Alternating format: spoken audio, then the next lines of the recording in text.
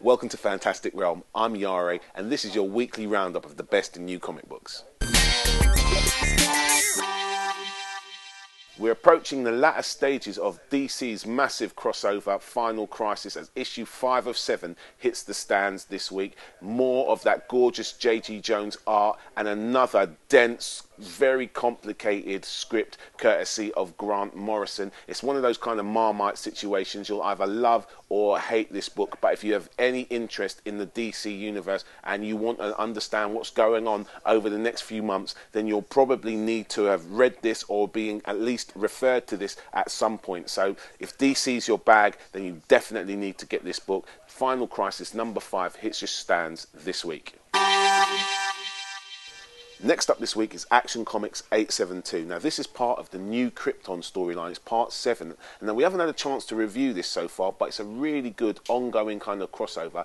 And there are lots of really interesting events happening in this. Essentially, what kicks off this storyline is Kandor, the bottled city that Brainiac basically stole, is restored on Earth. That means its entire population is restored on Earth as well. 101,000 Kryptonians with equal power to Superman are now roaming around the Earth doing their thing, and it throws up lots of really interesting situations and ideas, and kind of casts Superman in a different light. If you like Superman and you'd like to kind of a different twist on what he is and what he's about, then this is well worth you checking out, and it kind of involves the whole DC universe and is clearly going to have some major ramifications for the Superman character. So if you haven't been following Superman recently and you wanted to get involved, then maybe you should seek out the parts of this story, because I've really enjoyed it so far. This is part 7 of the new Krypton storyline. It's out now. Action Comics 872. The secret invasion is over and the dark reign begins, and this one shot basically turns the whole of the Marvel universe on its head, handing the definitely unstable Norman Osborn the keys to the city, and he gets together with a bunch of other slightly dodgy punters to kind of carve up the world. I mean, this is going to have humongous repercussions for the Marvel universe, and if you want to truly understand what's going on and appreciate all the nuances of all your favourite Marvel books throughout the course of 2009, then you're definitely going to have read this. And though it's a big crossover thing, it's actually really good. Maleev's art on this is really nice. Kind of rough feeling and dark feeling, but perfect for the tone of the story he's telling. And Bendis, as you well know, weaves a really good kind of comic book. So make sure you pick this up. I think it's basically essential for all Marvel fans. This is Secret Invasion Dark Reign. It's a one-shot and it's on your shelves this week. There are plenty of other comic books for your delectation this week. 2 of my favourite things collide in this. Paul Shapes issue number 1. That's music and comic books. All right, thank you very much.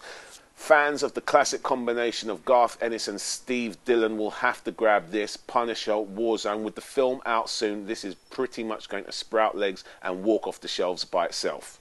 Project Superpowers hits the shelves again in the form of the death-defying Devils first part of his ongoing series. Part 2 of X-Men Ghostbxes, concluding this little story, is out this week as well. Detective Comics 851. For anybody following the Bat Saga at the moment, this is an absolute essential. And for all of those who don't know whether they want to kind of check out the book Watchmen or not, they've reprinted the first issue of the Watchmen comic. If you haven't read Watchmen and you want to know whether it's for you or not, this is well worth grabbing. We're going to try something new, as we've had a question from Detamar on one of our forums and we thought we'd try and address this. It says, as someone who's thinking of getting into comic collection with no prior knowledge or expertise other than being a bit of a fan of superheroes and villains, is there any particular comics you would recommend they should buy?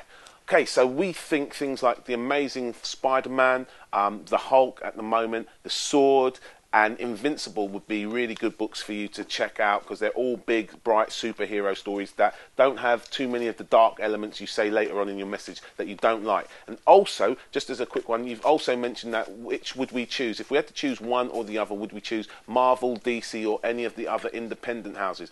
I think personally I'd go for Marvel. They've got more books that I like around at the moment, and they've got the fantastic Mark Millar working for them. And I think I could live just off Mark Millar books alone if I had to. So I'd go for Marvel if I had to make a choice. Fortunately for me, I don't live in a world where I do have to make the choice and miss out on Superman and Batman Last Rites and all of that other good stuff that's coming out from some of the other houses as well. So that's what I'd say. If you've got a question, then please let us know what it is. You can probably leave us a question or a comment either to that side or down there, depending on how you're watching this video, and we'll try and answer your questions in an upcoming episode.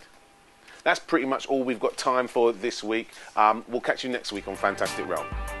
You can buy any of the books we reviewed at fantasticrealm.co.uk, and don't forget to quote the code FAN1 to get a 10% discount. You can also check us out at our eBay store. You can see more videos and join our online communities at Facebook, MySpace and YouTube. So feel free to add a comment about this video below, and don't forget you can drop by the store and check out what we've got in stock.